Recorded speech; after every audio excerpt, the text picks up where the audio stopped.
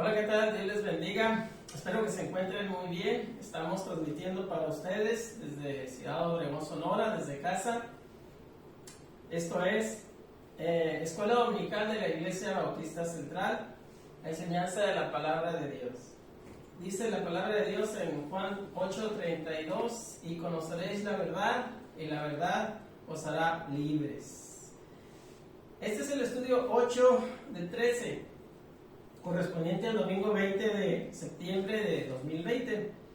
Recuerden que cada domingo les tenemos un nuevo estudio, en este caso en esta serie de estudios del libro de Isaías. No se los pierda, es muy importante que usted conozca de la palabra de Dios. Entonces hoy continuamos con esta serie de estudios acerca del libro de Isaías, con el tema Libertad a los oprimidos. La base bíblica está en Isaías 58, del 5 al 11. Vamos a escuchar esta parte de la palabra de Dios.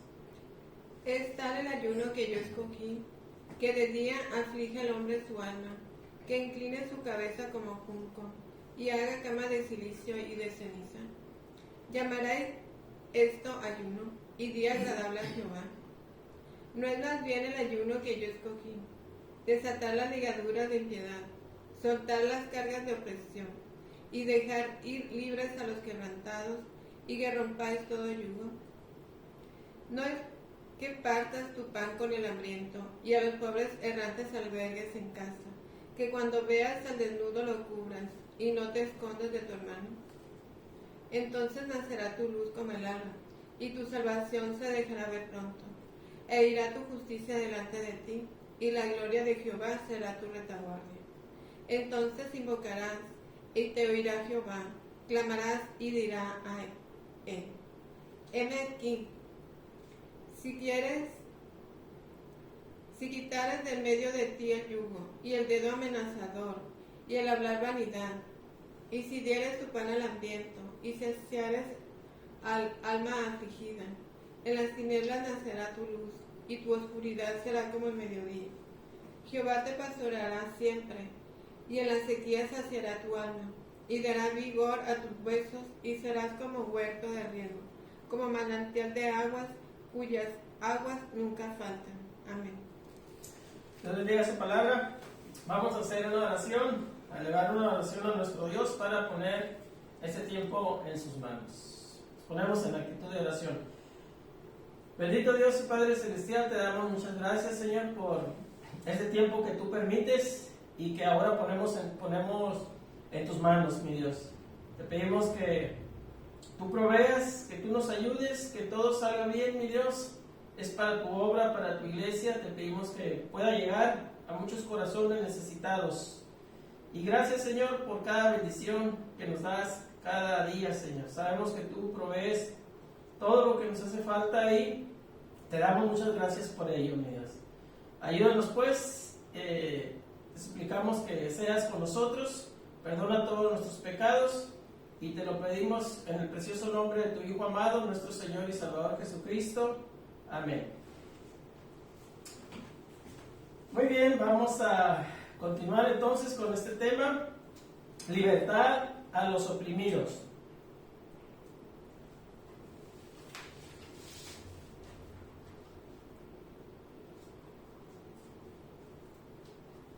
Vamos con la introducción del tema, y nos habla acerca de un escritor anónimo que describía la vida de los cristianos primitivos en una forma que nos hace preguntarnos a nosotros ahora mismo si los cristianos de la actualidad no somos como el pueblo de Israel en el cautiverio babilónico. Es para reflexión. Él decía que los cristianos buscaban persuadir a todo el mundo para convertirse al cristianismo. ¿Por qué? Por el amor que sentían por ellos. Esa es la primera característica que estamos dando acerca de los primeros cristianos en este mundo. Persuadían a toda la persona que se encontraban para que aceptaron el Evangelio de nuestro Señor Jesucristo.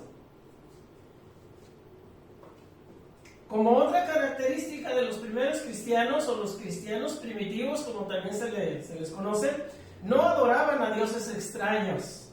Noten qué bonita característica. Andaban en bondad y humildad. Tercera característica. Cuarta, no se encontraba entre ellos mentira ni hipocresía, sino amor el uno para con el otro. También podemos decir, dice, cuando veían a un extranjero lo traían a su casa y lo trataban como a un hermano. Si alguno de la iglesia era oprimido o encarcelado por el Evangelio, todos proveían para la necesidad de ese hermano. Si a alguno le faltaba el sustento, ayudaban para poder darle lo necesario. Este cuadro de cristianos auténticos nos motiva, o nos debe motivar, a dejar el cristianismo tibio y a comprometernos más y mejor con nuestro Señor. Noten las características que hemos mencionado acerca de los primeros cristianos,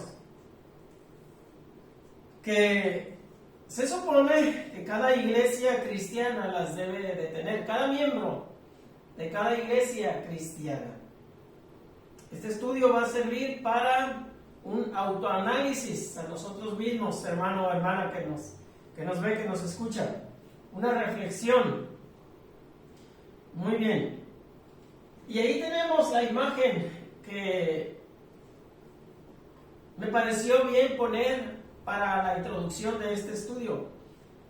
Es una cruz, la cruz de Cristo, un corazón en el centro, mostrando pues que el ingrediente principal de aquellos primeros cristianos era el amor.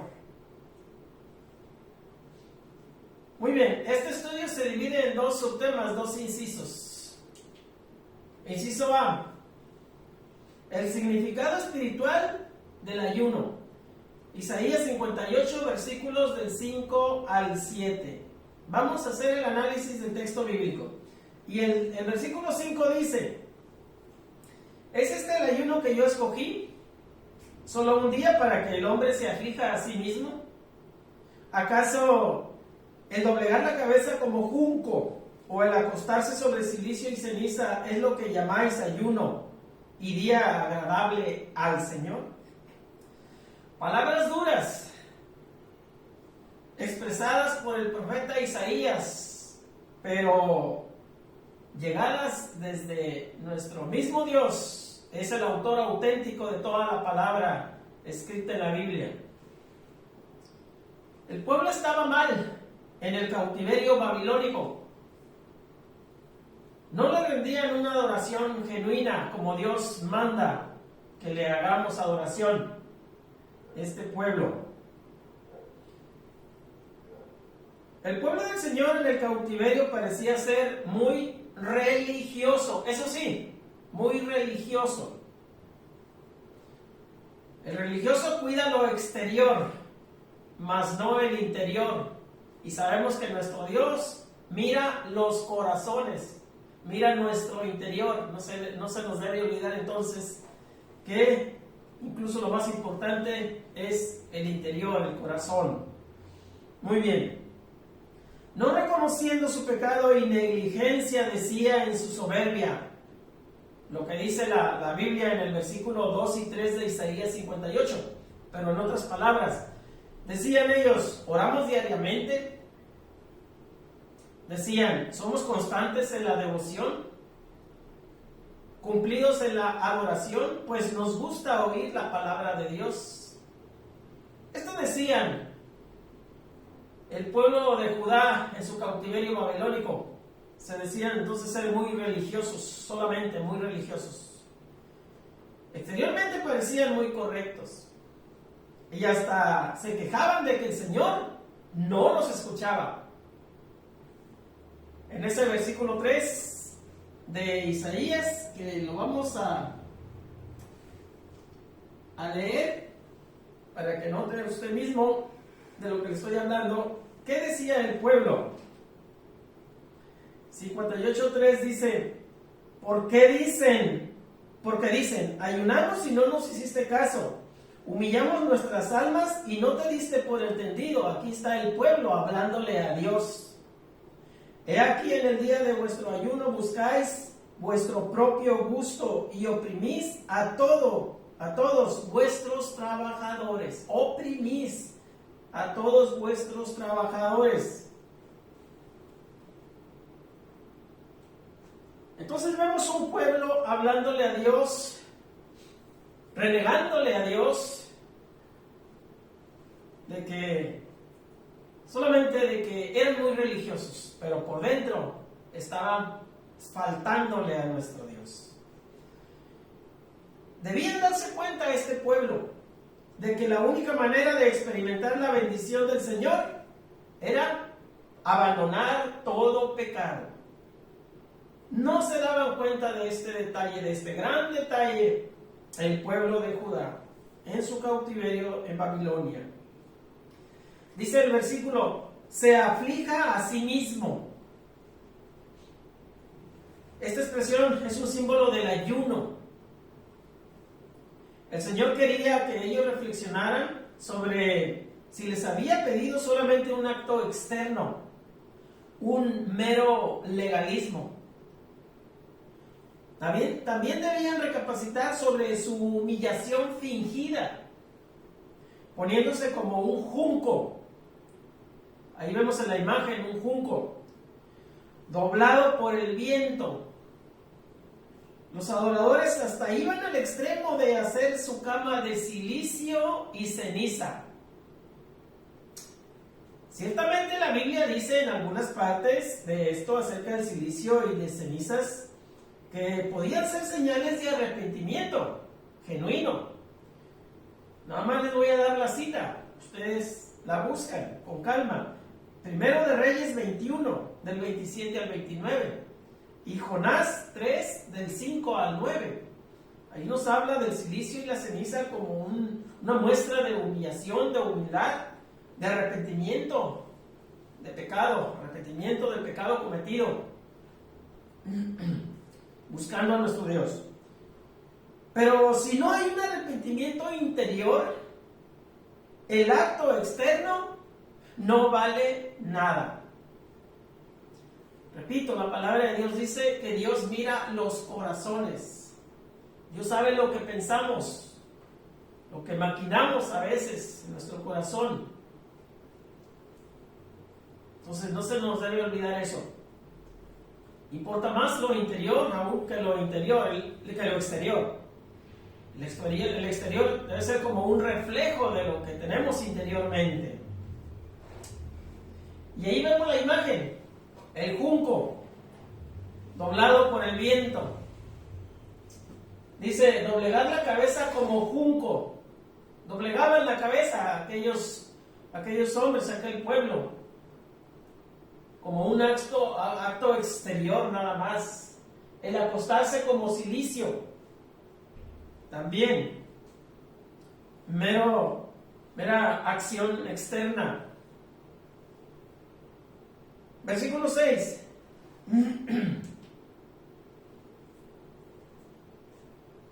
Dice, ¿no consiste más bien el ayuno que yo escogí en desatar las ligaduras de impiedad, en soltar las ataduras del yugo, en dejar libres a los quebrantados y en romper todo yugo? Ahí está reclamándoles Dios a este pueblo religioso, pero que no se hacía un análisis interior. El atributo de nuestro Dios es ser justo. Cuando llegamos a Él, nos da su espíritu. Estamos sellados con su espíritu, dice la palabra de Dios, si lo creemos. Es la fe que tenemos. El espíritu nos satura, nos enseña, y nos recuerda la verdad. En la regeneración, los creyentes construyen, en la regeneración de los creyentes construye seres que aman la justicia, la rectitud, y que la practican en relación con los hermanos en la fe y con los demás seres humanos. Fíjese bien todo lo que hace, todo el trabajo que hace el Espíritu Santo en el creyente, en el convertido. Entonces, por eso es que cuando el Hijo de Dios, el cristiano, cae por accidente en el pecado, luego el Espíritu Santo nos redarguye, o haga de cuenta que nos dice: hey, ¿qué pasó? La estás regando. Da la media vuelta, o da un giro de 180 grados, vas por un camino erróneo.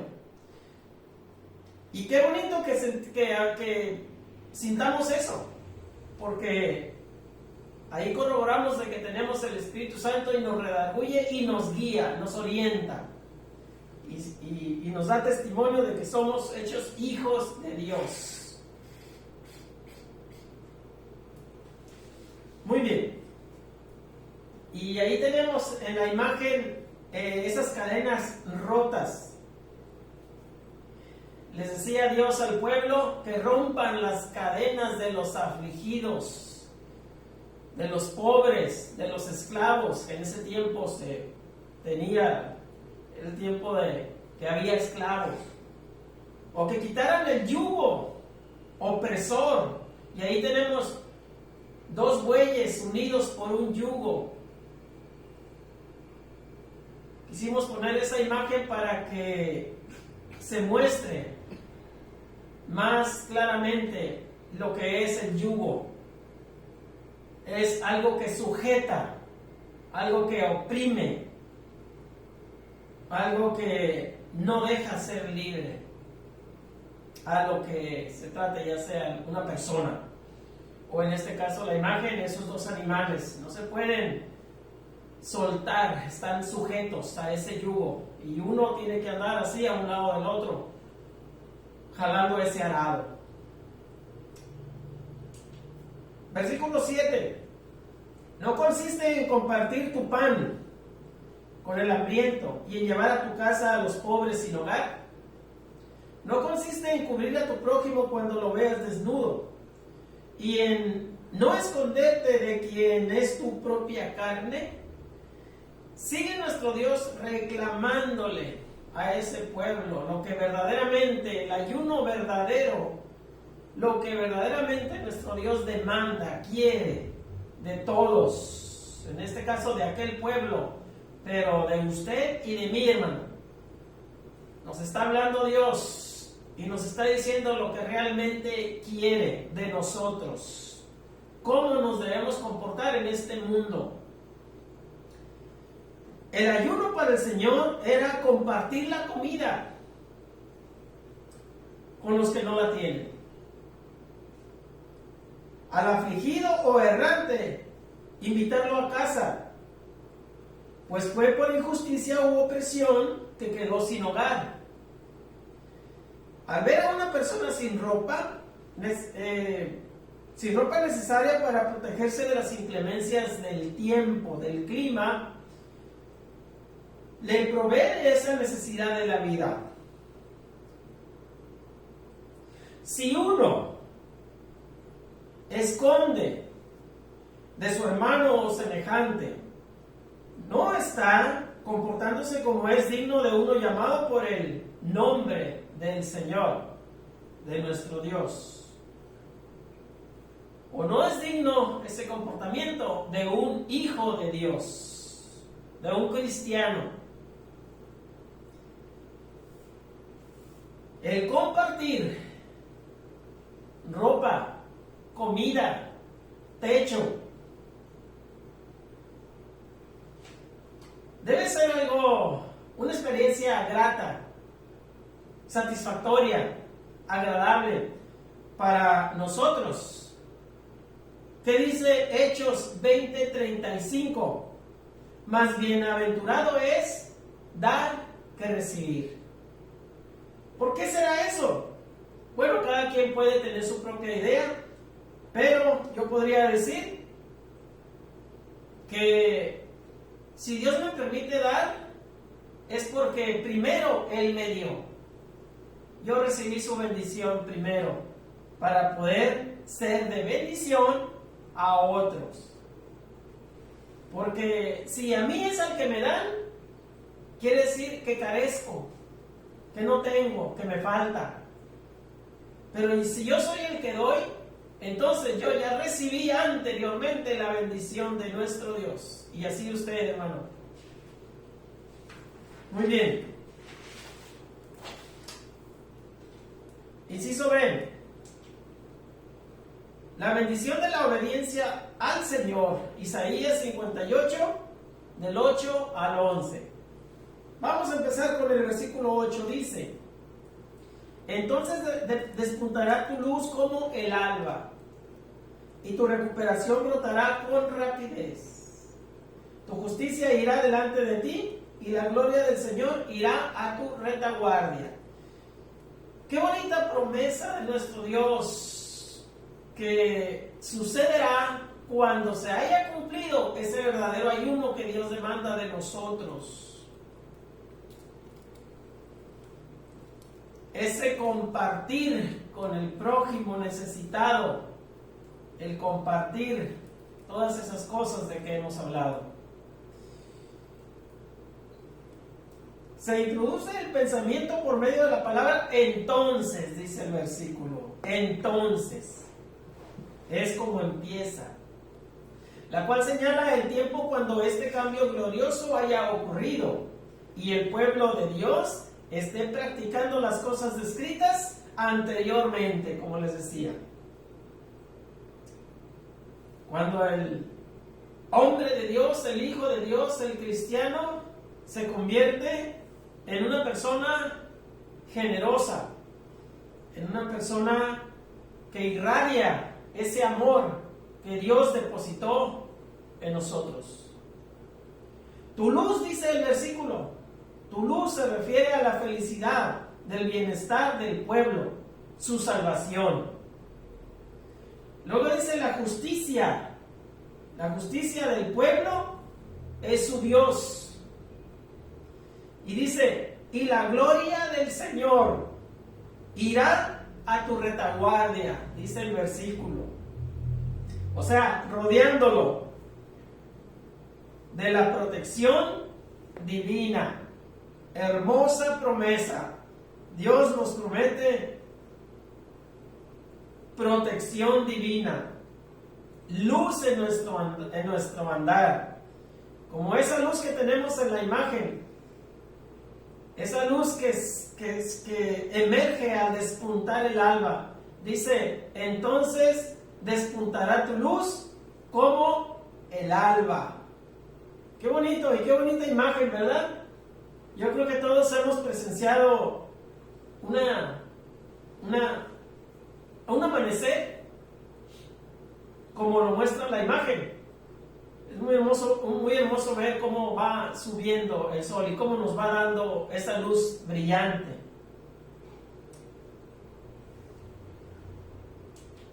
Versículo 9. Dice el versículo, entonces invocarás y el Señor te escuchará. Clamarás y Él dirá, aquí estoy. Si quitas de en medio de ti el yugo, el acusar con el dedo y el hablar vilezas. Bueno, aquí tenemos una parte muy bonita arriba de que Dios nos escuchará. Pero sigue marcándose tres cosas que el pueblo hacía, que tal vez nosotros, hermano, hermana, estamos haciendo, que es el yugo opresor, acusar con el dedo, hablar vilezas. Cuidado con eso. ¿Hay condiciones para que Dios escuche nuestras peticiones? ¿Qué opina usted? O también podríamos decir, ¿hay condiciones para que Dios escuche nuestras oraciones? Por supuesto que las hay. Y de eso estamos hablando ahorita. Para los israelitas se requiere, el requisito, era bien claro. Si quitas de medio de ti el yugo, la opresión no debía ser más una práctica un medio de vida y de ganancia deshonesta en ese pueblo de Israel. Fíjese bien, esto es para nuestra vida. Si Dios derramara sobre nosotros sus bendiciones, mientras todavía estamos pecando, como lo estaba haciendo ese pueblo, despreciaríamos, hermanos, sus bendiciones y dejaríamos de orar. Eso sucedería. Despreciaríamos, no lo tomamos aquí como no querer algo, no, más bien como no valorar algo, desvalorar. Por eso es que se tienen que cumplir los requisitos si queremos que Dios escuche nuestras oraciones. Ya acabamos de decir lo que sucedería si Dios nos bendijera cuando aún estamos pecando. Acusar con el dedo, dice el versículo, habla de una actitud de prepotencia, de superioridad. Es el abandonar el nivel racional para descender al nivel animal, el de la ley del más fuerte. Luego dice el versículo, el hablar vilezas. Esto es evidencia de las cosas vanas que están en el corazón. ¿Qué dice Mateo 12:34? De la abundancia del corazón habla la boca. Entonces, hay que tener cuidado. Si se nos salen palabras vilezas, palabras feas, palabras groseras, palabras hirientes, quiere decir que nuestro interior está manchado. Y Dios ve nuestro interior. Son manchas que Dios aborrece, porque es pecado. El hablar de cosas que no edifican, que son injuriosas para los demás, burlonas, que menosprecian al prójimo, son palabras no dirigidas por Dios. Todo eso son el hablar vilezas, hermanos.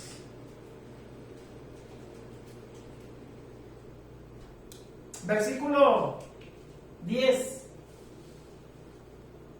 Si tu alma provee para el hambriento y sacias el alma humillada, tu luz irradiará en las tinieblas y tu oscuridad será como el mediodía. Qué bonitas palabras, pero hay una condición. Si tu alma provee para el hambriento y sacias el alma humillada, solo entonces, dice, tu luz irradiará. Este es un resumen de la manera en que uno ha de servir a los demás. No es solamente el proveer de lo material, fíjese bien, no es solamente el proveer de lo material, sino el darse a sí mismo a los necesitados. Ese es un amor genuino que tal vez nos hace falta, en cierta medida, a muchos cristianos. Si tu alma provee para el hambriento, dice el versículo, no es solamente darle alimento al necesitado de aquello que a nosotros nos sobra. No. Es participarle de lo que nosotros tenemos aunque no haya de sobra. Fíjese bien lo que viene enseguida. Fíjese bien. Acabamos de decir que no basta o no es suficiente o no es lo correcto dar de lo que nos sobra, sino aún dar de lo que no nos sobra. Dios no nos abandonará en una situación así, generosa.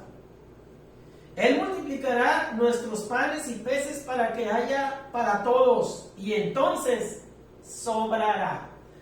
Fíjese bien, habla de panes y peces, alimento. Y esto nos recuerda el Evangelio, los Evangelios, cuando Cristo alimentó a los 5,000. Cuando Cristo alimentó a los 5,000, son dos ocasiones distintas, con unos cuantos panes y unos cuantos peces. Y sobraron canastas de pedazos. Entonces, note la bendición prometida por nuestro Dios. Dice, Dios no nos abandonará, sino que multiplicará lo que tú tienes para que alcance y aún sobre. Ahora bien, el profeta es claro al declarar, entonces, solo entonces nacerá tu luz. Hay mucho énfasis, hermanos, en esa palabra, entonces. ¿Por qué? Porque nosotros tenemos que dar el primer paso en esta situación de la generosidad, del compartir. Y solo entonces, dice nuestro Dios, nacerá tu luz, vendrá la bendición. La luz de Dios brillará a través de nosotros.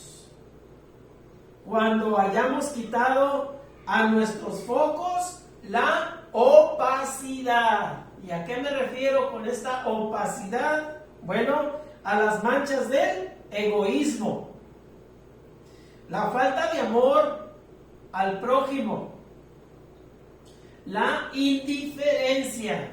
Esas son las manchas que podrían o pueden tener nuestros focos, y por eso no alumbramos, no emitimos esa luz radiante que Dios quiere que seamos en este mundo.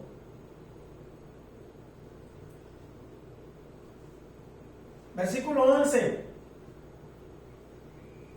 El Señor te guiará siempre. Qué bonita promesa, note. El Señor te guiará siempre.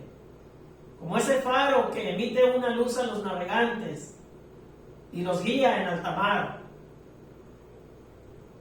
Y saciará el alma en medio de los sequedales. Es decir, aunque no llueva y haya falta de alimento, Él te saciará. Él fortalecerá tus huesos y serás como un jardín de regadío y como un manantial de aguas cuyas aguas no faltan. Hermosa la promesa de nuestro Dios, pero solo entonces, dice también, se cumplirá todo esto. Y ya sabemos qué paso, qué acciones deben de salir de nosotros primero. La promesa más hermosa está aquí. El Señor te guiará siempre, dice el versículo. El cuidado y la protección del Señor estarán siempre sobre el pueblo arrepentido de su rebeldía. El pueblo arrepentido de su rebeldía.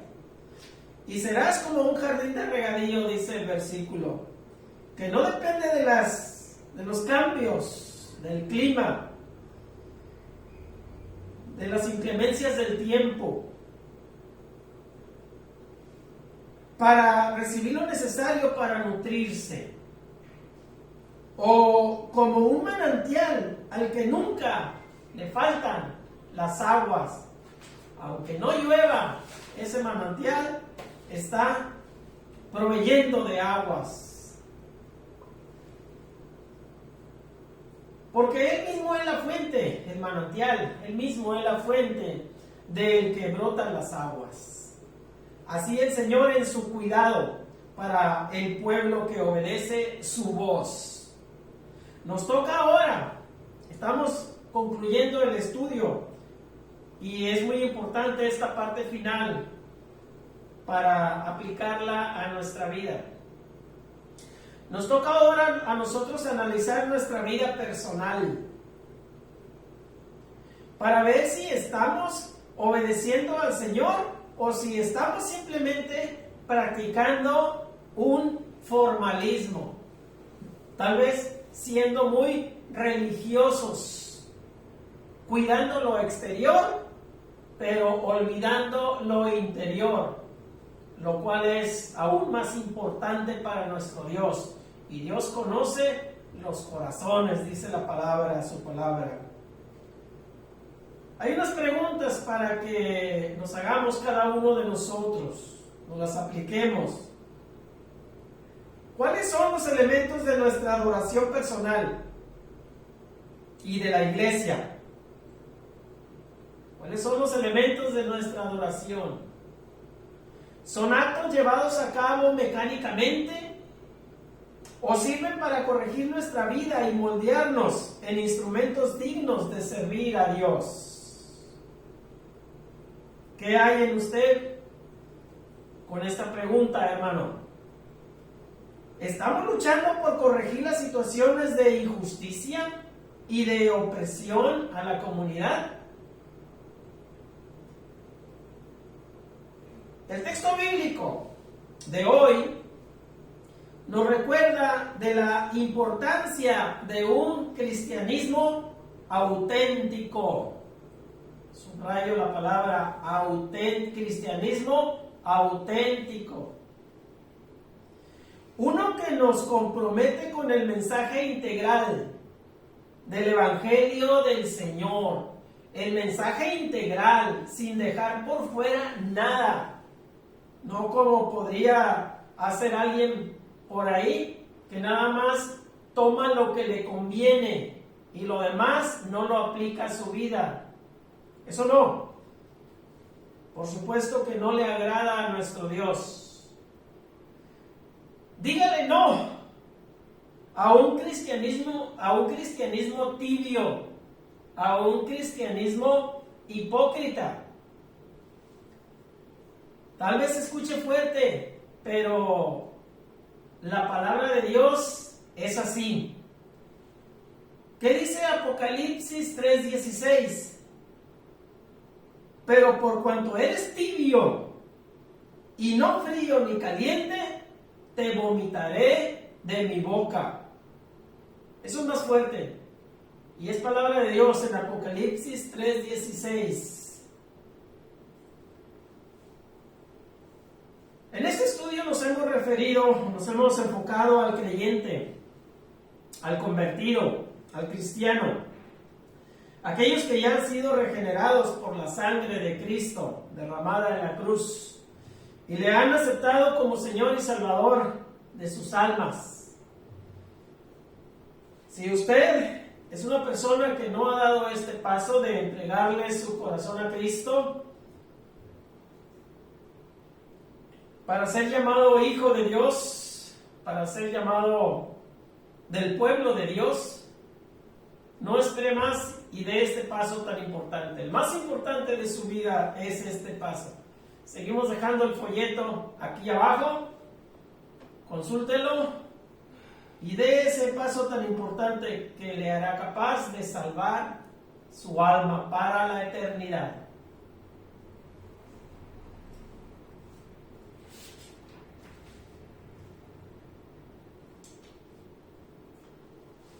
Gracias por haber estado con nosotros. Le invitamos a seguir en contacto por este mismo medio el próximo domingo a las 10 de la mañana con un nuevo estudio de la palabra de Dios.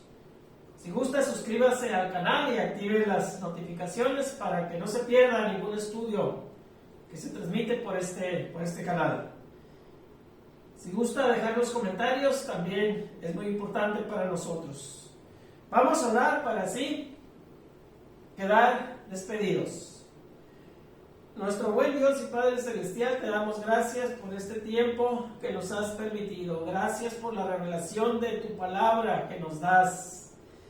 Y ahora que se ha expuesto este mensaje de tu palabra, te pedimos, Señor, que pueda caer en buena tierra, en corazones dispuestos, en corazones blandos, que sirva, Padre, para la edificación de tu iglesia, que sirva para convertir almas, para llevarlas a los pies de Cristo. Gracias porque nos permites transmitir, poner un poco de nuestro tiempo, dedicarte, Señor, este tiempo y tratar de ser útiles en tu obra. Gracias porque tú lo permites y lo hacemos con mucho gusto. Te pedimos pues que rinda frutos este estudio. Lo ponemos en tus manos, que tu Espíritu Santo trabaje en los corazones necesitados que verán y escucharán este estudio, esta tu palabra. Perdona nuestros pecados en el precioso nombre de tu Hijo amado, nuestro Señor y Salvador Jesucristo, oramos. Amén. Hasta la próxima y Dios les bendiga.